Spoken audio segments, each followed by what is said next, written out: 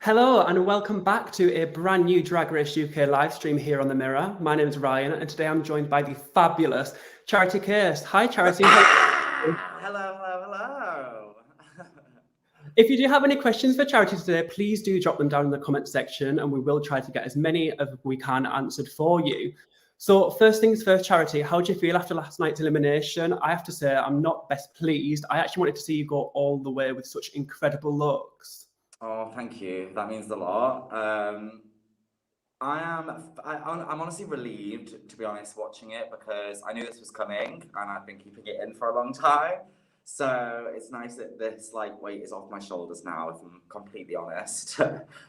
Definitely, you should be most certainly proud of yourself because I thought that you were absolutely Thank you. and obviously after knowing you for God knows how long now, it's just so amazing to see your talent shown to the world, really. So I'm so proud of you, and I do want to say that from the bottom of my heart. Oh, thank you, babe. And let's kick things off by talking about your entrance to the show last week. Now, not last week, sorry, right at the beginning of the season. Literally, which one? So when you actually walked in, you obviously knew that you were going into this show showing alternative drag and not really things that we usually see on the show. How did it feel like going onto the show and knowing that you were going to show so many different looks in terms of drag? Because you can give us glamour, you can give us horror. How did it feel knowing that you're going to show so many different realms of drag, really? I mean, I was just really excited to showcase a different style of drag and to showcase what I do best, which is my monstrous, freaky creature creations. But I obviously wanted to showcase my versatility as well. So that's why, for my red carpet runway and for my sewing challenge, I tried to stick within the very limiting boxes of traditional beauty. For sure. And I think that like you said, your first looks and even the look like this week was outstanding. What would you actually say that your favourite look out of the whole series so far actually was? Of my own? Yeah, definitely. I really like my leopard. I really like my Spice Girls runway. Even if it wasn't particularly Spice Girls, I really enjoyed that runway. I felt $1 million. Yeah, you should have, because it may not have been Spice Girls, as the judges said, but you looked incredible. I honestly said last week that it was my favourite look of the week. Thank you. It was so creative, and it was scary, but that's to the judges to decide. I say, I mean, if I'd have clocked that it was going to be a 9,000 Spice Girls runway, I would not have come as a leopard. But yeah. The briefs that we get given aren't exactly the briefs that are the titles of the runway. Obviously, they need to keep it a little bit vague. So, unfortunately, I got lost there. Okay, that's fab. So next week, we do know that we get to see the Snatch Game, which fans are a huge fan of. Each year it comes round and everyone looks forward to it. Could you give us a little glimpse into the characters which you brought to Drag Race with you? So, my first audition was with Joanna Lumley, who was very teethy and very softly spoken like this.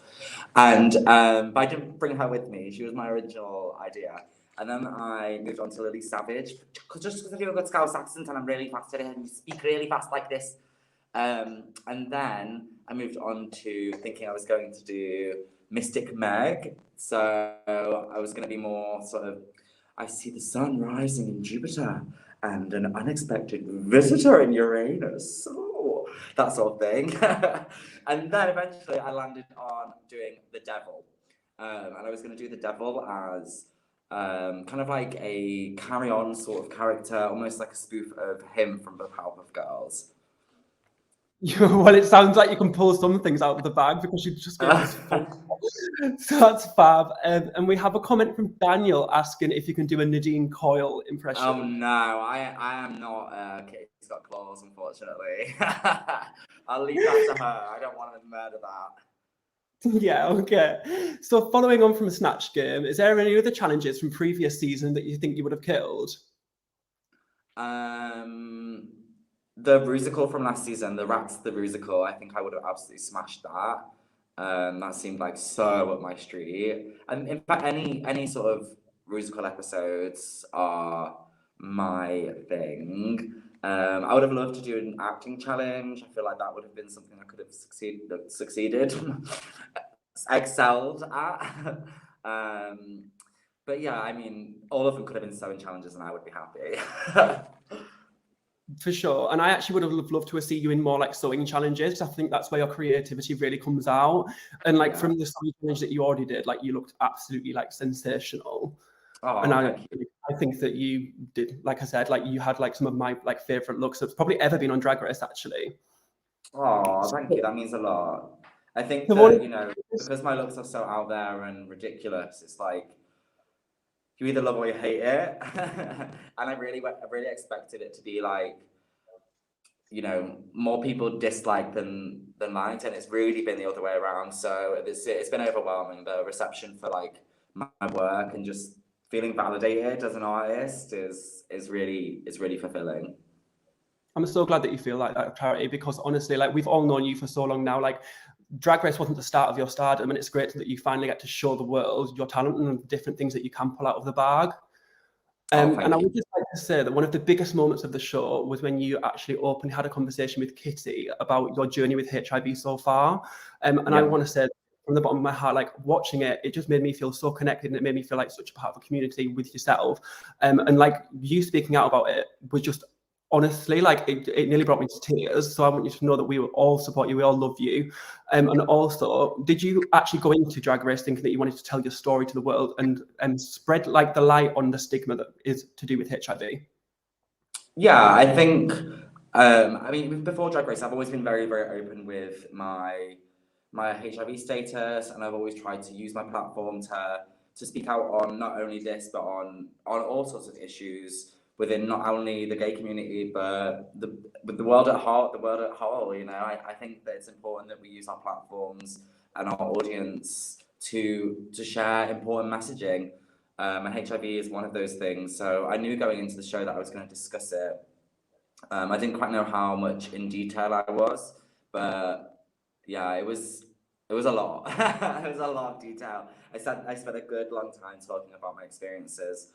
And I guess it came at a point where I felt kind of powerless in the competition. I felt like everything I did was just not being recognized, or, you know, I couldn't do anything right.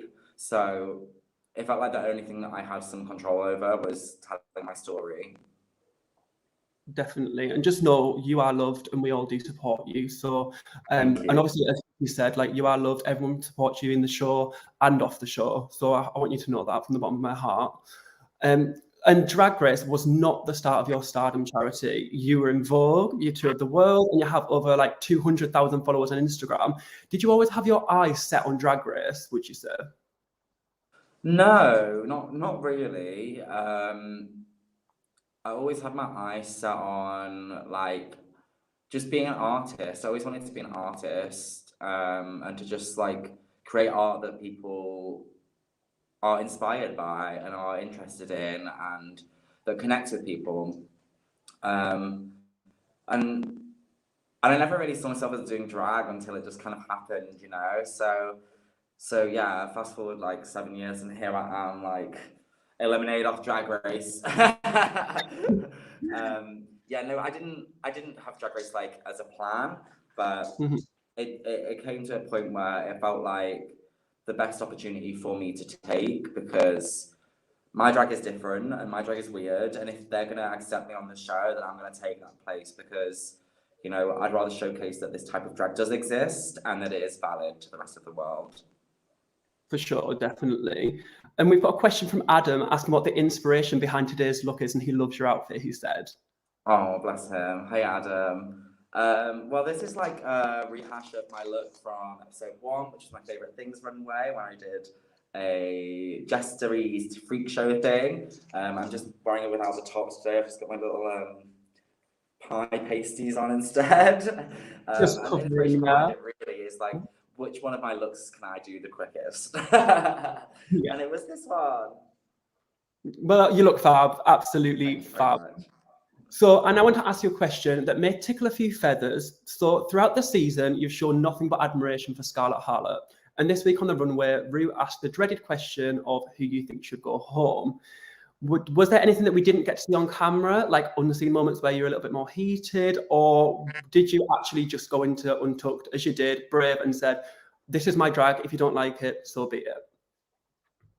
There wasn't really any heated moments that were missed between me and Scarlett at all. You know, I think even me saying like, this is my drag, and if you want your own positivity, bring your own positivity. That was more me just like, it was more just my commentary returning, you know, my comment back at people saying, look, you're negative, or you're bringing a negative energy to the room, which, you know, I'm not going to say that I wasn't, because I was feeling low, I was feeling defeated, and I was feeling like low self-esteem, low self-confidence. So it's hard to like pretend that you're not feeling that way. And I think both me and Scarlett were in exactly the same boat in this week. We were both like feeling low, we were both beating ourselves up.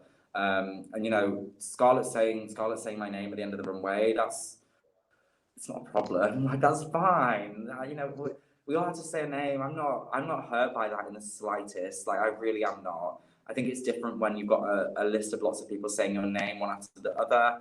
And I think that's why she reacted the way that she reacted, you know. I mean, before the previous lip sync, I'd said to her in the room when we were doing our little rehearsals, I said to her that, you know, I'm not even sure I want to be here anymore. And that was because I felt like I was giving it my everything and being just looked over, and that's okay. Like, I'm allowed to feel that way, but I also know what I signed up for, and so I wasn't gonna like back out. I wasn't gonna do a Ginny Lemon, because, you know, I'm there to do what I came to do, and so I'll follow through with it. But yeah, I think it came to a point where I had reached breaking point for me, and I was like, I need to go out of here. Like, I need some space. I need my headspace. I need my phone. I need to talk to my friends, you know. Yeah. And yeah, that's just how it ended up being for me. So yeah, I was grateful to leave, and I can see exactly why Scarlett said what she said on the runway. You know, if I was in her position, I probably would have said me as well. That's great to know, Charity. And obviously we know Drag Race is a massive pressure cooker. So even if you did feel like it was your time to go, you showed what you showed, and you should be proud of that, definitely. Yeah, I mean, honestly, like, I don't think it was like the right time for me to go if I was judging it. But Yeah. with the judging going the way it was, and with my mental state the way that it was definitely the right time for me to be out of there. You know, I'd given everything I could, and I felt like I was fighting a losing battle. And the one thing that I was good about was just not being able to show the rest of my looks, which I worked so hard on, and which were next level. They really were. Will we get to actually see any unaired looks? Yeah, I'm going to be posting them like weekly online. So you'll see most of them. I've not photographed all of them, but yeah, most of them I'm going to be posting. I'll keep an eye out for those, definitely. So you won't miss them, I'm sure. Definitely. So leaving the show, that doesn't stop your journey. We've seen huge stars such as Bimini, Lawrence and the Vivian. Is there anything that we can keep an eye out with you, Charity? So I am hoping to go a bit more in the direction of, you know, obviously the fashion world. I've been very involved with the fashion world for quite some time. So I'd like to stay in that world a little bit, but I'd also like to go into more like makeup design, costume design for film, character design for film and TV. That sort of thing is right up my street. Yeah, I mean, Ryan Murphy, hello, this is me, I'm here, waiting for the call. I wanted him to notice me. Yeah, I would love to get more involved in like film and theatre and TV, definitely, but more behind the scenes stuff as well. And obviously, like my painting and my art, my physical, like traditional art, I'm definitely going to continue with that. So yeah, keep an eye out for things that aren't necessarily drag from me, because I have a lot of bows to my string. No, that's not right. I have a lot of strings to my bow, and I hope to showcase that over the next few years of the public eye. Well, I'll definitely be keeping my eyes out for you. So thank you so much for your time today, Charity. You look incredible, and I will definitely be coming to a show to see you very, very soon. So thank you for your time today. Yes, please do. Message me and let me know. I'll put you straight on my guest list. Thank you. See you soon. Bye.